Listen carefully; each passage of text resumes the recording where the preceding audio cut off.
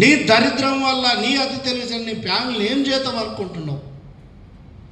ఒక్కసారి ఆలోచన చేయ మిత్రమా. మరి ఇక్కడ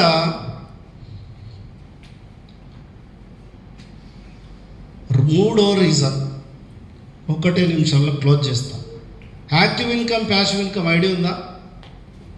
నా వేలో నేను చెప్తా. యాక్టివ్ ఇన్కమ్ అంటే మనము పని చేస్తేనే, మన ప్రమేయం ఉంటేనే, మనం పోతేనే పైసలు ఇస్తే వస్తే దీన్ని యాక్టివ్ ఇన్కమ్ అంటారు. ప్యాసివ్ ఇన్కమ్ అట్లా కాదు, కొంతకాలము పని చేసిన తర్వాత మీ ప్రమేయం లేకుండా పైసలు వస్తే దీన్ని ప్యాసివ్ ఇన్కమ్ అంటారు. ఇప్పుడు చెప్పండి, మనం చేసేది అంత యాక్టివ్ ఇన్కమా ప్యాసివ్ ఇన్కమ్? ప్యాసివ్ ఇన్కంలోకి రావాలి అనుకుంటున్నాం, యాక్టివ్ ఇన్కంలో ఉన్నాం ప్రజెంట్. ఒకవేళ 2 మిత్రులను ఉదాహరణ తీసుకుంటే యాక్టివ్ ఇన్కంలో ఉంటే ఎలా ఉంటుంది అలా బతుకు, ప్యాసివ్ ఇన్కంలోకి వస్తే ఎలా ఉంటుందో తెలుసుకుందాం.